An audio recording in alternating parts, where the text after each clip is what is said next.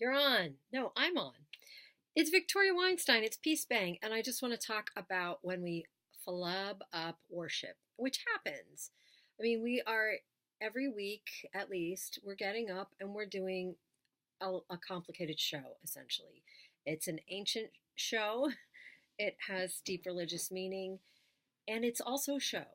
If you don't know by now that it's a show, you need to work on that aspect of your ministry.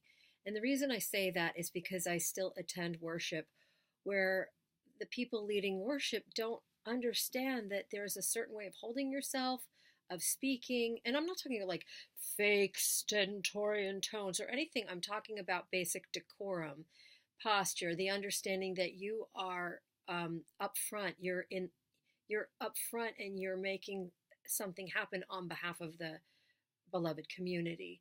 You're not being God. You're not like making God appear or anything. You're not like doing magic, but you are managing the energy.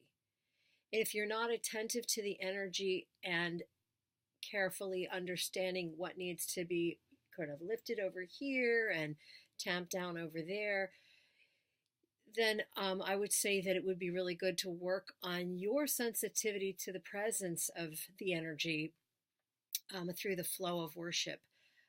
And now I'm not being super articulate about that. Many others have written on this subject, and sometimes I think I'd like to write a book on the subject because I don't know, nobody's reading the other books, or they're not enough people are reading the other books. The thing that really takes everyone out of the flow of worship is when we interrupt it. It's not like, I mean, we've all led worship when you have worshipers interrupt it. We've all led worship when the child who's doing the reading or the adult who's lighting a candle or giving a reading or sharing with prayers of the people, when they've taken the service and run with it, and you kind of have to go, okay, I have to think on my feet and roll that, reel that back in. But I don't think clergy talk enough about the ways that we undermine the experience and the emotional arc of the service. Um, it we have to know where we're taking the people. Now we're not in control of it.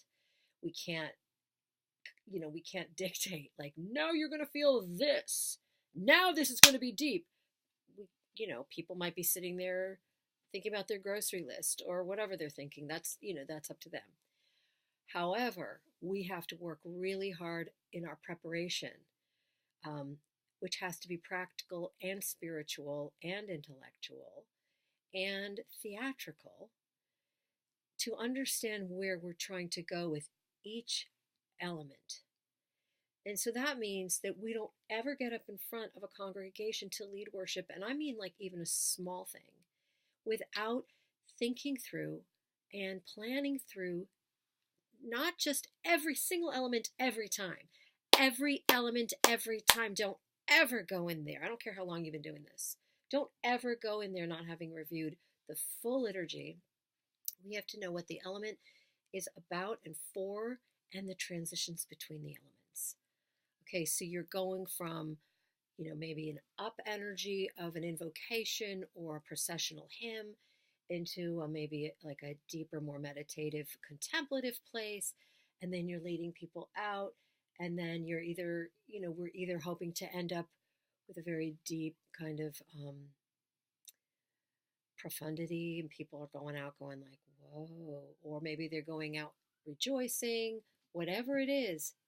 You better know where you're hoping to get people.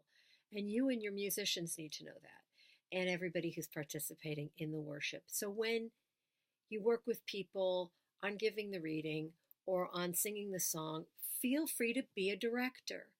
Do not hesitate to do that part of your job. It's your job to make sure that everybody who's participating in worship, everybody who's up in front of the people, understands where they fit in the flow of things. So if they're giving a reading, they should know what the intention is before and where they're going with it, so that they can they can understand. They can have that that, like, I don't even understand, like, know how to say it. It's like it's an intention. If you just say like, oh, Joe, you're standing there to give the reading and here's your mic, you have really abandoned that person in an incredibly important responsibility. Now, they may end up being a good reader.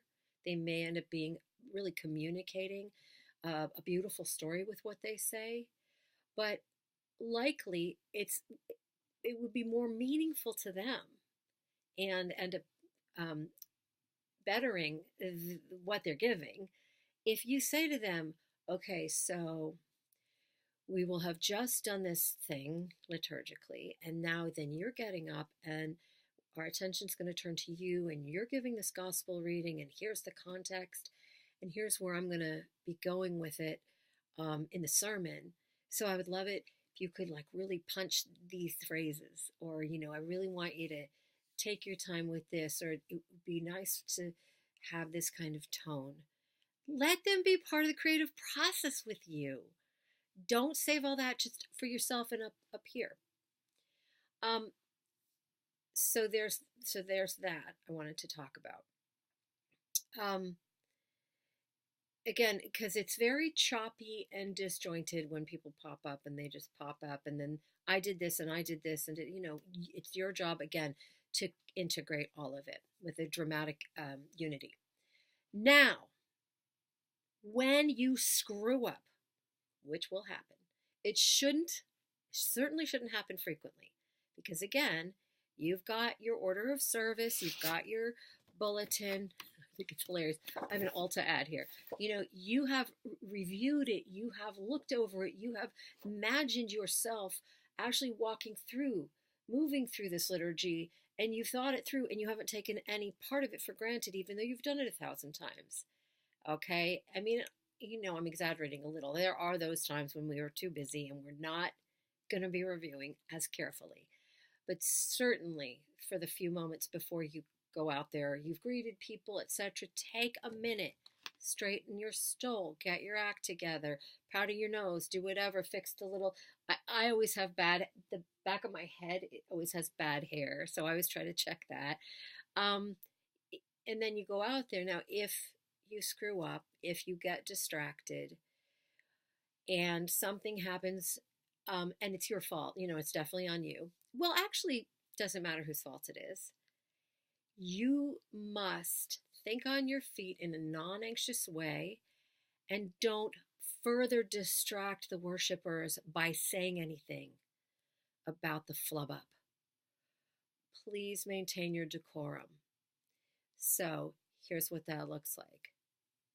I have a game face, all right? My face is open. The mask, we talk about the mask in singing. We have closed mask, open mask. Everything kind of pulls back. You have the openness of your face and your posture, and you notice, oh my living God, I just got up and announced the offering, and I'm totally like way off. And we were supposed to sing a hymn and do a reading before that. Do not lose it up there. Here's how you have to handle it. People start going, you say, oh, and we will now receive the offering. No, ushers come out. You must realize immediately, okay, something is going down. All you do is you glance at your order of service. You should always have right at hand. You need to place it somewhere where there's easy access and you can yank it out easily without like a lot of like, oh my God, I'm like with papers. You've got to stay cool. Simply look and notice, oh shit. Yeah. So you simply say, I'm sorry, we'll now join in singing hymn number blah, blah, blah. Or, I'm sorry, we'll now have the reading from the gospel. Keep whatever you say, keep it short. Do not make it all about you. We don't need to have explanations of why you screwed up. We don't need a long, distracting thing about anything. You don't need to make sarcastic asides. Don't make sarcastic asides during worship. Do you understand how that pulls people out of the sacred time right into goofy land? Don't do that. There is no reason that worship needs to be so super cash that we get up and make jokes about our lack of excellence or our lack of proficiency in the priestly function of ministry. I'm sorry, I find that to be appalling. There is nothing to joke about. You can do like a smiling kind of a, that's it. I mean, I'm not saying we never tell jokes or never laugh with our congregations, but not when there's been a mistake in the liturgy and um, you know, you're trying to sort of lighten the mood. Don't. Because you know what that's the equivalent of doing? That's the equivalent of going to see a show, a professional stage production of, say, Shakespeare, okay? And somebody misses a line. Now, actors know if you're on stage and you miss a line, you just kind of, 2 seconds feels like forever, and you just ride it through and you just support your fellow actor. And maybe someone will pick up a line, whatever it is you're going to get out of it. You know, you're going to get out of the situation. And I just want to shout out right now to my friend Steve Shannon, who got me out of a situation in the last show I did by simply starting the song that I was meant to sing a few lines later. I actually just went completely blank and I was staring at my fellow actors like, yes. And bless their hearts, they were just looking at me like deer in headlights. And then Steve was paying very close attention. He was the orchestra. He was leading the orchestra, and that's the thing, is he was paying such close attention, which we must do for each other, that he was able to see, oh, she's not, this, like a few seconds has gone by, girlfriend is in trouble. So he just cued the orchestra, and there we were. We recovered just fine. So do not skid off the highway when you make a mistake. So say we're okay, back on the Shakespeare production. All the actors are on stage, someone goes up on a line. Someone goes up on a line, you simply recover. You don't drop the character and look at the audience and go, oh my God, well, you know what just happened? I thought he had a line, but no, it was actually mine. It was totally my cue and I blew it. Don't do that. Do not lift the curtain, and show what's everybody running around backstage. Because that's what happens when we indulge ourselves in these nervous little tittering comments. It's just like ringing up the curtain and looking at the dirty, filthy dressing rooms and everybody like putting powder on their faces and changing costumes and standing there half dressed going, the hell just happened? There's supposed to be a show going on. They're not supposed to be looking at what's going on backstage. You need to stay in character, which doesn't mean, again, I'm not suggesting that we're different people when we lead worship. I'm saying that there's a decorum and a responsibility to lead a community through this liturgy, which we have been given, some of which we have crafted, and to help them get somewhere. Don't pull them off the path. Don't yank the curtain up and make them look at everybody scrambling around backstage. Your game face has to remain, cool and present and, that nice semi-smiling. Like, I'm not, not like, everything is fine. But just, you're pleasant. It's fine. You're gonna, the service will go on. Do not waste people's time. Do not further distract the congregation. Just take a look at that helpful order of service. If it's not written down, you need to have a copy of it. If it's something that you do electronically for the congregation, you make sure you have a copy that you can see. So you're not going, where are we at? Don't do that. You can do it all electronically, your phone, your whatever. I suggest having paper as well, because as we all know, our electronic devices can go down. And I don't want to ever attend worship and have somebody going, scrolling panicky, like what's happening, what's production values, okay?